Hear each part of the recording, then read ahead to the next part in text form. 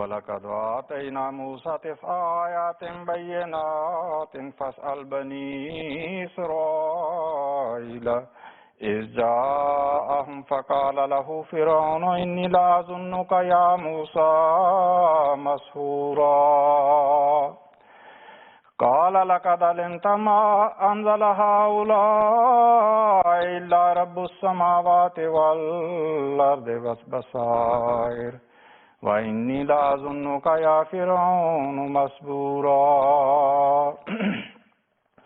فَأَرَادَ أَنْ يَسْتَفِزَّهُم مِّنَ الْأَرْضِ فَأَغْرَقْنَاهُ وَمَن مَّعَهُ جَمِيعًا وَقُلْنَا مِن بَعْدِهِ لِبَنِي إِسْرَائِيلَ اسْكُنُوا الْأَرْضَ فَإِذَا جَاءَ وَعْدُ الْآخِرَةِ جِئْنَا بِكُمْ لَفِيفًا وَبِالْحَقِّ أَنزَلْنَاهُ وَبِالْحَقِّ نَزَلَ وَمَا أَرْسَلْنَاكَ إِلَّا مُبَشِّرًا وَنَذِيرًا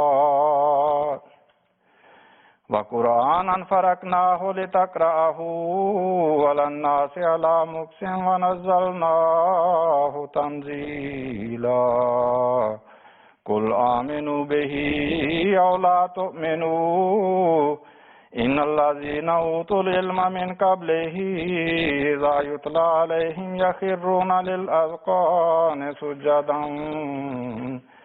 سُجَّدًا وَيَقُولُونَ سُبْحَانَ رَبِّنَا إِنْ كَانَ وَعْدُ رَبِّنَا لَمَفْعُولًا وَيَخِرُّونَ لِلْأَذْقَانِ يَبْكُونَ وَيَزِيدُهُمْ خُشُوعًا قُلِ ادْعُوا اللَّهَ أَوِ ادْعُوا الرَّحْمَنَ أَيَّمَّا تَدْعُوا فَلَهُ الْأَسْمَاءُ الْحُسْنَى وَلَا تَجْهَرْ بِصَلَاتِكَ وَلَا تُخَافِتْ بِهَا وَابْتَغِ بَيْنَ ذَلِكَ سَبِيلًا وَقُلِ الْحَمْدُ لِلَّهِ الَّذِي لَمْ يَتَّخِذْ وَلَدًا وَلَمْ يَكُنْ لَهُ شَرِيكٌ فِي الْمُلْكِ وَلَمْ يَكُنْ لَهُ وَلِيٌّ مِّنَ الذُّلِّ وَكَبِّرْهُ تَكْبِيرًا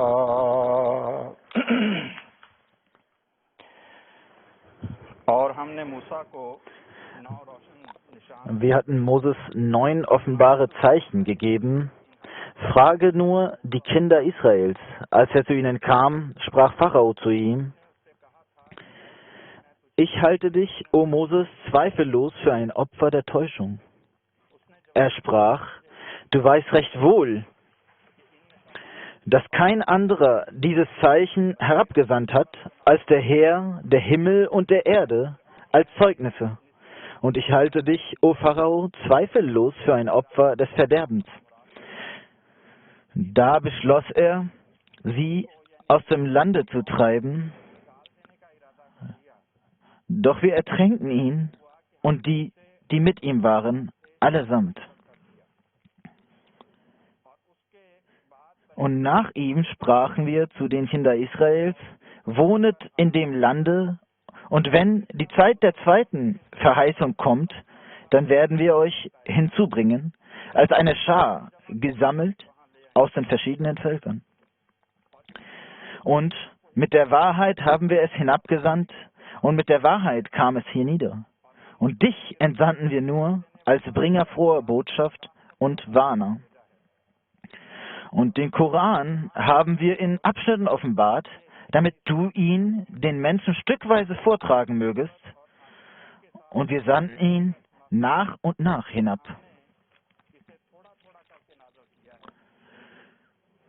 Sprich, ob ihr an ihn glaubt oder nicht glaubt, wahrlich, jene, denen zuvor das Wissen gegeben ward, sie fallen, wenn er ihnen verlesen wird, anbetend auf ihr Angesicht nieder und sprechen: Preis unseren Herrn. Siehe, unseres Herrn Verheißung wird sich wahrlich erfüllen. Und weinend fallen sie nieder auf ihr Angesicht, und es mehrt ihnen die Demut. Sprich, rufet Allah an oder rufet Rahman an. Bei welchem Namen immer ihr ihn rufet, sein sind die schönsten Namen. und sprich dein Gebet nicht zu laut und flüstere es auch nicht zu leise, sondern suche einen Weg dazwischen. Sprich, aller Preis gebührt Allah, der sich keinen Sohn zugesellt hat und niemanden neben sich hat in der Herrschaft, noch sonst einen Gehilfen aus Schwäche. Und preise seine Herrlichkeit mit aller Verherrlichung.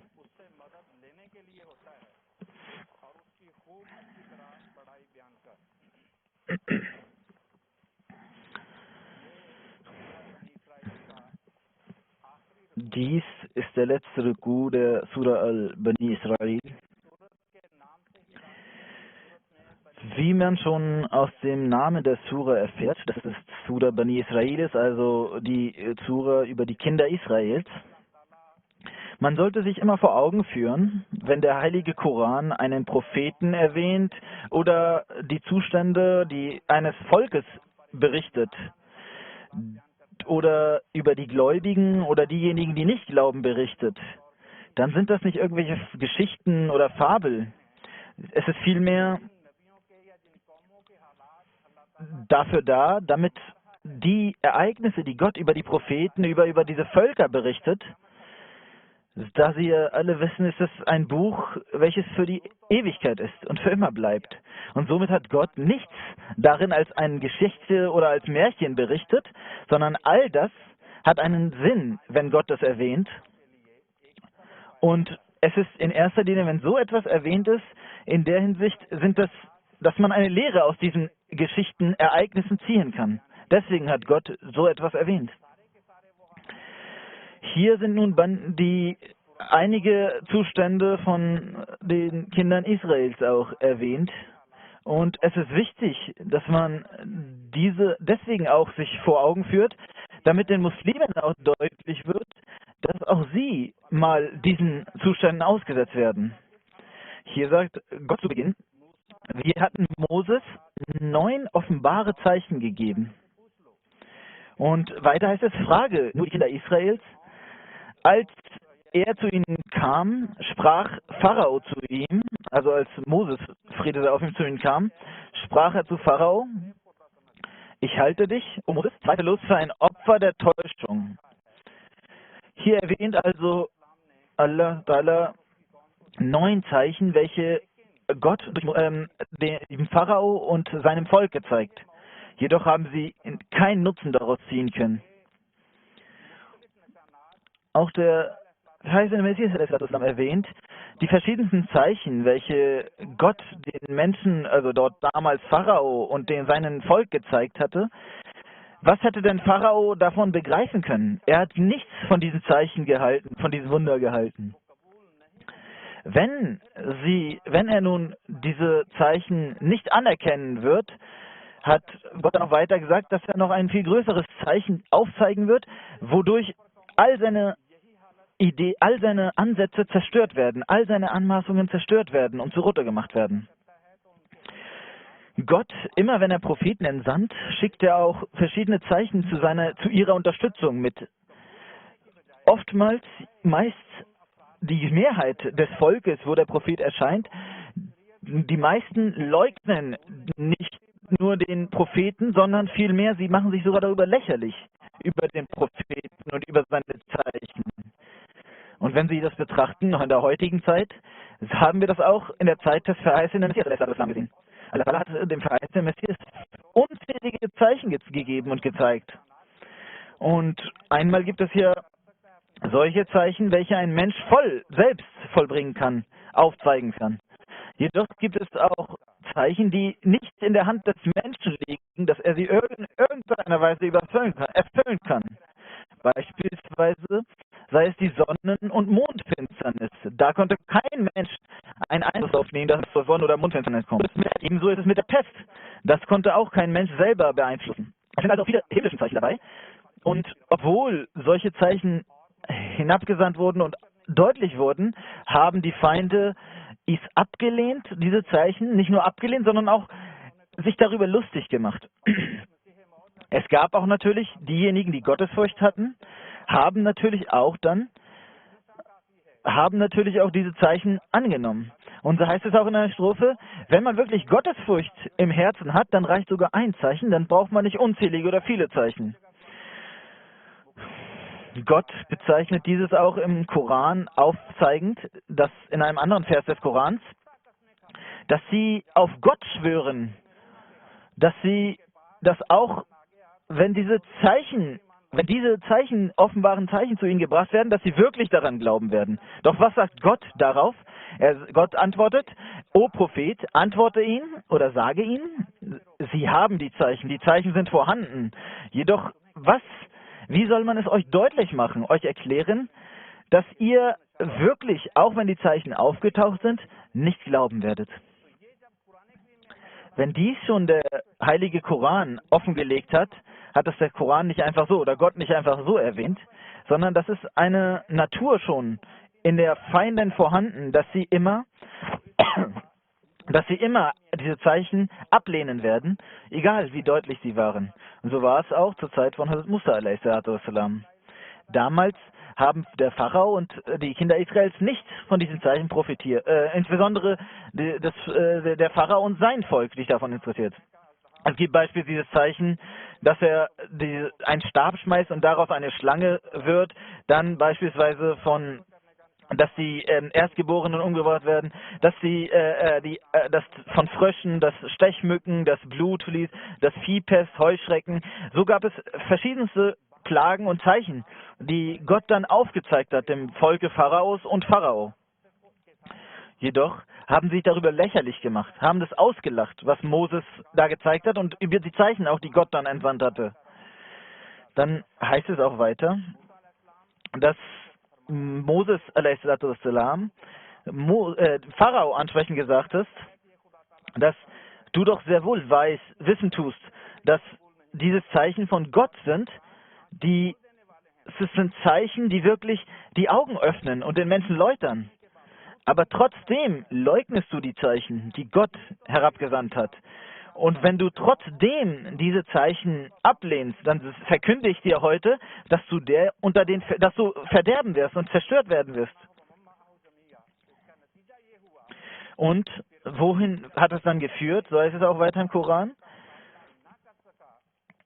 Als der Pharao es nicht mehr möglich war, argumentativ auch Moses entgegenzusetzen etwas, hat er entschlossen, sie von dem Lande herauszuschmeißen und zu verweisen. Und was heißt das in meinem Koran? Doch, was hat Gott gemacht? Er hat Moses und sein Volk geschützt. Jedoch Pharao hat er ausgelöscht, alle, die mit ihm waren, die dort zerstört hat. Wenn man nun die Zeit heute oder später betrachtet, hat der heilige Prophet Muhammad sallallahu alaihi wa sallam selbst gesagt, er sagte, dass in meiner Umma auch ein Mensch auftreten wird, der die Eigenschaften von Fir'aun tragen wird. So, das ist im Tirmidhi erwähnt. Darin heißt es, in dieser Überlieferung des heiligen Propheten Muhammad sallallahu alaihi wa sallam, dass der erste Pharao in den Tagen des Muharrams umgekommen ist, in dem Monat Muharram umgekommen ist. Und Moses ist verschont geblieben. Und in meiner Umma wird es auch einen Fir'aun geben, einen Pharao geben, der auftauchen wird. Doch Gott wird den Moses zu der Zeit dann auch verschützen und beschützen vor diesem Pharao zu der Zeit. Wenn Sie nun die Jamaat Ahmadiyya betrachten, wie viel Leid die Jamaat der verheißene Messias selber erfahren musste, wie viel Leid die Jamaat erfahren musste, als 1974 dann auch Gesetze erlassen wurden, dass man sie zu Nicht-Muslimen erklärt hat, die Jamaat Ahmadiyya in Pakistan, und trotzdem die Jamaat keinen Halt machte, sondern immer weiter voranschritt. Doch dann kam ein Diktator an die Macht, welcher die Jamaat als Krebsgeschwür bezeichnete und ausrotten wollte. Doch dann hat Gott das Gleiche. Mit diesem Pharao ist er widerfahren, wie er mit dem Pharao zur Zeit Moses a.s. widerfahren ist. Man braucht nicht ins Detail gehen, Sie wissen alle, dass das auch die Tage des Muharrams waren, als dieser Diktator ausgelöscht wurde, der den verheißenen Messias und dann seinen Khalifen irgendwie aufhalten wollte. Doch Sie wissen, diese Menschen nehmen nicht die Zeichen an. Es wird hier auch gesagt, zu uns heutzutage auch, höret auf, euch als Muslime zu bezeichnen. Hört auf, das Kalma, die La ilaha illallah zu sprechen. Doch trotzdem wollen sie nicht die Wahrheit anerkennen und den Zeichen Gottes sehen. So war es auch damals. Und weiter hieß es dann, dass wir danach zu den Kindern Israels sagten, wohnet in dem Lande, und wenn die Zeit der zweiten Verheißung kommt, dann werden wir euch hinzubringen als eine Schar gesammelt. Was ist jetzt mit dieser zweiten Verheißung gemeint? Dazu muss man wissen, dass zu Beginn in dieser Sura der Bani Israel erwähnt ist, wo Gott sagt, dass wir niedergeschrieben haben, also festgehalten haben, dass sie zweimal auf der Erde Unruhe stiften werden, die Kinder Israels. Als das erste Mal dazu kam, haben wir Krieger gegen euch gesandt, welche in eure Häuser rein sind und euch aus den Häusern vertrieben haben. Und dadurch seid ihr aus der ganzen Welt verstreut worden und euer heiliges Land wurde zerstört. Dann zum zweiten Mal kam es zur Kraft der Kinder Israels. Zum zweiten Mal kamen sie zum verheißenen Land, das ihnen versprochen war. Doch erneut kam es dazu, dass erneut wurden sie dann von ihrem Land verbannt. Das erste war vor der Entscheidung von Jesus a.s. und die zweite war nach dem Erscheinen von Jesus a.s. Vor dem Erscheinen von Jesus a.s. war es Nebukadnezar, der König, von welcher die 10 Völker von den Kindern Israels aus Palästina verbannt hatte. Die er dann selber mit unter sich genommen hat und über sie regiert hat. Und die sind verstreut bis hin nach Indien, sind ins Exil geflüchtet. Das zweite war zur Zeit der Römer, als das Heilige Land erneut von den Juden entwendet wurde und sie wieder verbannt wurden. Doch hier ist es erwähnt. Und es geht hier nicht um die 2 Versprechen, die vorher schon eingetroffen sind. Einmal vor Jesus, als sie nach Babylonien, Nebukadnezar, und dann die zweite nach Jesus, als die Römer die Juden eingenommen haben, sondern hier ist ein drittes Versprechen erwähnt, dass wenn das dritte Mal die Juden wieder das Land einnehmen werden, hier ist nicht erwähnt, dass sie verstreut werden, sondern dass sie erneut hier das Land einnehmen werden. Welches ist nun jetzt das dritte Versprechen oder nach dem zweiten Versprechen das dritte Versprechen? Wie ich es schon erwähnt habe, die Zustände eines Volkes werden deswegen im Koran berichtet, weil solche Zustände erneut in Zukunft eintreten werden. Deswegen hat Koran solche Ereignisse erwähnt. Und genau das hat auch Gott, den heiligen Propheten Muhammad sallallahu alaihi wasallam, mitgeteilt, dass genau dasselbe wie die Juden waren, so sich die Muslime verhalten werden. Und genau dasselbe eintreten wird mit den Muslimen. Und deswegen hat auch Gott in der Surah Al-Fatiha zum Ende Maghdubi alaihim, wo das erwähnt ist, die Worte, dass die Muslime jeden Tag beten sollen im Namas, im Gebet, im rituellen Gebet, dass sie davon beten sollen, nicht irregeleitet zu werden, nicht irregeführt zu werden oder nicht irreleiten werden. Und der heilige Prophet Muhammad hatte auch diese Prophezeiung erwähnt, dass die Zeit eintreten wird, dass mein Volk so wie die Kinder Israels sein wird. Wenn die 72 Völker hatten, werden wir 73 verschiedene Völker haben und Gruppierungen haben. So wie damals die Kinder Israels zweimal ins Exil entsandt wurden, so wird es auch mit denen sein. So wie ich vorher erwähnt habe, erstmal zur Zeit von Nebukadnezar wurden die Juden ins Exil geschickt, dann zur Zeit der Römer, das zweite Mal nach Jesu a.s. wurden die entschickt. Und dann zur Zeit des heiligen Propheten Muhammad sallam, hat man die Juden nicht, hat Gott dann das Versprechen dem heiligen Propheten sallam auch gegeben, dass er ihm und seiner Gefolgschaft Erfolg gewähren wird. Und dann kam es später dazu, dass die Muslime dieses heilige Land bekamen, nach der Erscheinung des heiligen Propheten sallam. Jedoch dass durch die Kreuzzüge mussten die Muslime dann auch das heilige Land verlassen. Und dann hat Gott das dritte Mal angesprochen, dass die Juden erneut dieses Land einnehmen werden. Und dass sie zusammen, nicht vereinzelt, sondern zusammen hierher erscheinen werden. Und jetzt natürlich gibt es die Frage, ob dieses dann für immer bleiben wird. Ob sie dann diesen Erfolg von dem heiligen Land für immer haben werden, die Kinder Israels, oder nicht. Doch da müssen wir mal die Surah al-Bani Israel uns zunehmen.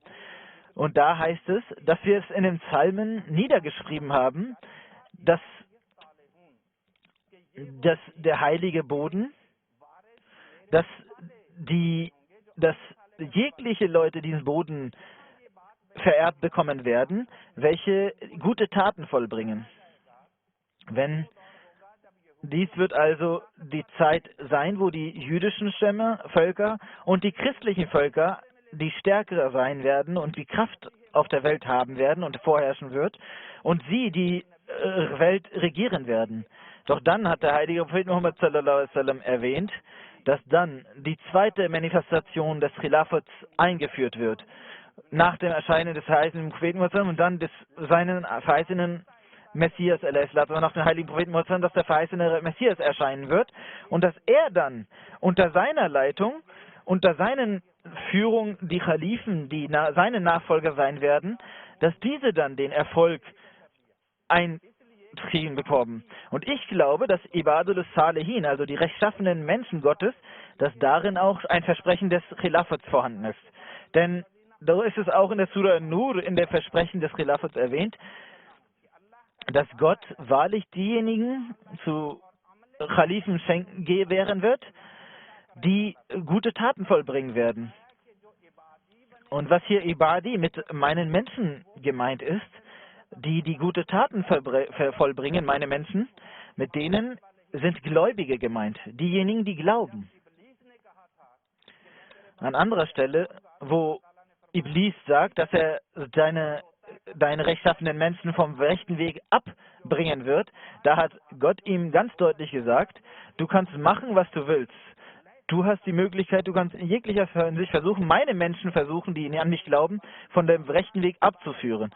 Doch da hat auch Gott weiter dann erwähnt, Ibadi, meine Menschen. Also diejenigen, die wirklich rechtschaffen sind und an Gott richthaft glauben, diese wirst du niemals irreführen können. Also gab es einmal die Iblis gefolgt haben und einmal die Gott folgen und Gottes Ibadi, also Gottes Menschen sind. Also, das Ibadi bedeutet, jegliche Menschen, die an Gott glauben, die gute Taten vollbringen und rechtschaffene Menschen sind.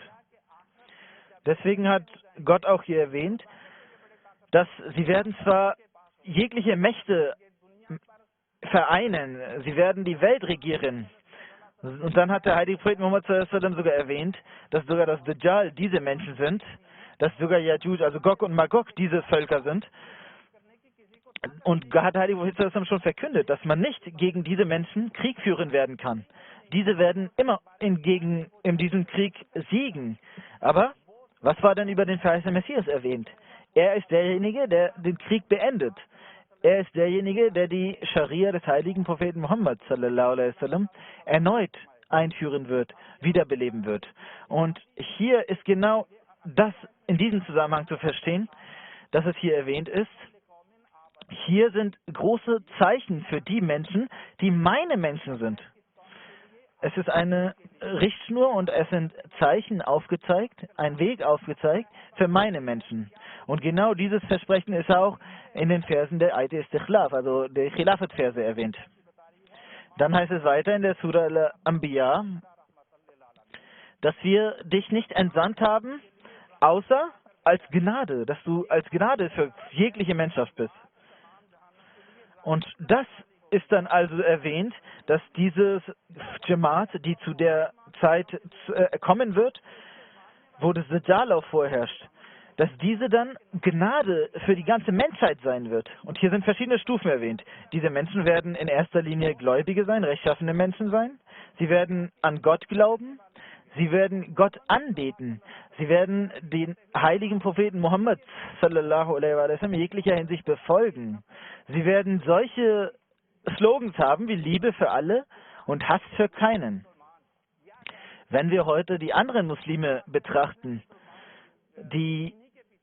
diese Muslime, wenn wir die Welt betrachten, die Muslime eilen den christlichen Völkern hinterher, versuchen denen nachzuahmen. Die christlichen Völker haben zwar sehr großen Profit gemacht, haben Fortschritte gemacht, jedoch haben sie die guten Taten weitestgehend die Regierungen heutzutage verloren. Sie nutzen diese Macht nun inzwischen aus und nehmen diese Gelder ein und dieses Profit, was die Welt zurzeit vor sich hat, dieses Materielle, was die Welt vor sich hat, versuchen sie unter ihren Nagel zu reißen und vollkommen sich unter sich zu nehmen. Was hat aber der heilige Prophet Mohammed bzw. der heilige Koran bezüglich den Menschen des Messias zu der Zeit genannt? Dass sie gläubig sein werden, dass sie durch Gebete diesen Kampf gegen diese Menschen annehmen werden und durch Gebete werden sie versuchen, diese Menschen zu besiegen. Und das ist auch der einzige Weg, den Gott aufgezeigt hat, dass man des Khilafat folgen solle, dass man gute Taten vollbringen solle. Und dann kann man auch, dann wird Gott diesen Menschen einen Khalifen geben, der sie dann zum Sieg führen wird. Weiter heißt es, und mit der Wahrheit haben wir es herabgesandt und mit der Wahrheit kam es hernieder und dich entsandten wir nur als Bringer froher Botschaft und Warner. Wir haben dich also nicht dafür gerufen, dass du kämpfen sollst. Diese Jamaat ist nicht dafür da, dass sie Kriege führen soll, sondern sie ist dafür eingetreten, wofür der heilige Prophet Muhammad sallallahu alaihi wasallam eingetreten ist. Dass wir eine Bindung zum Gott herstellen, dass wir uns vor Gott niederwerfen. Und er hat lediglich zwei Sachen gehabt, dass er Tabligh gemacht hat, also dass er Tabshir, der Bringer froher Kunde war, und Ansar, dass er der Warner war. Und nichts anderes ist auch die Aufgabe von den Jamaat Ahmadiyya heute. Dann heißt es weiter, und den Koran haben wir in Abschnitten offenbart, also dass er teilweise hinabgesandt wurde, dass man ihn auch langsam verkünden solle und nicht als Last, dass es den Menschen vorkommt, sondern Stück für Stück soll man es den Menschen verkunden. Und dann heißt es weiter, diejenigen, die den Glauben von diesem Buche haben, diese wissen, die das Buch haben, die wissen, dass sie lediglich diesen Sieg dann erlangen werden, wenn sie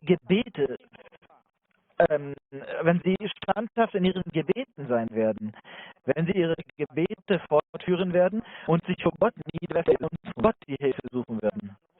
Und hier ist dann auch erwähnt, dass sie anbetend auf ihr Angesicht niederwerfen werden. Und die werden sprechen, Preis unseren Herren, siehe, unsere Herren, Verheißung wird sich wahrlich erfüllen.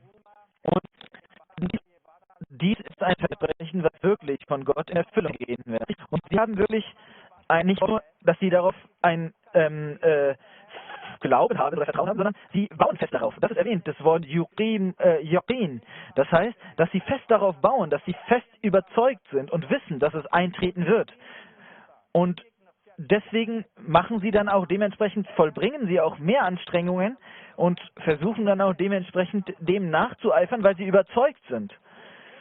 Aber wenn man nicht diese vollkommene Überzeugung hat und fest darauf baut, dann ist es auch etwas, was den Menschen selber in Zweifel bringt, wenn es nicht eine feste Überzeugung ist. Wenn es eine feste Überzeugung ist, dann bringt er dann auch dies entsprechend, zeigt er das auch auf und tut auch dementsprechend solche Taten, vollbringt auch solche Taten, die aufzeigen, dass er fest daran glaubt. Jedoch die Jamaat, auf die hier hingewiesen wird, ist diese, die zu der Endzeit erscheint, die dann auch festen Glauben hat und fest darauf bauen wird, dass das zum Sieg des Islams und der eigenen Jamaat kommen wird. Und es ist ein Versprechen von Gott, und Gott ist jener, der jedes Mal sein Versprechen erfüllt, und er ist nicht jener, der sein Versprechen bricht. Und das ist dieses, was denn die Jamaat zu der Zeit ausmachen wird. Dann heißt es weiter, und weinend fallen sie nieder auf ihr Angesicht und es mehrt in ihnen die Demut. Und das ist wirklich das, dass wir nur dann obsiegen können, wenn wir auch die Gebete auf richtige Art und Weise vollbringen und wenn wir uns in den Gebeten niederwerfen. Erst dann können wir diesen Sieg erlangen und fortschreiten. Der Messias, der erscheinen sollte, wird nicht mit dem Schwert kämpfen, sondern dies ist ein Kampf, ein Krieg, welches in den Gebeten vollbracht wird. Und so ist es auch. So hat es auch unsere Kalifen uns immer darauf hingewiesen, dass wir solch eine Jamaat brauchen, die sich niederwerfen vor Gott in Demut und dass sie in den Gebeten gegenüber anderen obsiegen und die anderen eine Niederlage zufügen. Und das ist nur mit den Gebeten möglich. Wenn wir diese Gebete nun vollbringen, wenn wir fest an den Kalifen, eine feste Bindung zum Kalifen haben, nur dann können dann die Versprechen Allahs in Erfüllung gehen, wenn wir auch diesen Weg verfolgen, die Gott uns genannt hat. Und dann werden wir auch, inshallah ta'ala, sogar, so wie Gott es möchte, wird dann die Diener des heiligen Propheten Muhammad sallallahu alaihi wasallam dieses heilige Land bekommen. Und das Land, das heute in den Kindern Israels zugute ist, oder das Land, was sie zurzeit besitzen, wird dann später dann der Umma des heiligen Propheten Muhammad sallallahu alaihi wasallam zugrunde kommen. Möge Allah ta'ala uns nun befähigen, dass wir den Verantwortungen gerecht werden, die Gott uns auferlegt hat, dass wir unsere Zeit insbesondere in Gebeten verbringen mögen und dass wir jegliche Zeit damit aufwenden sollen, dass wir stets Gebete vollbringen.